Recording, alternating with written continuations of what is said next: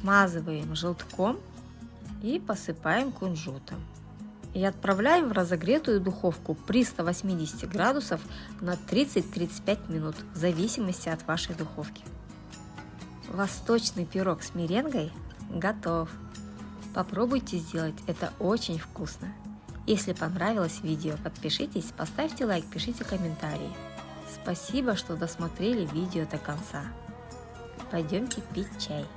Приятного чаепития!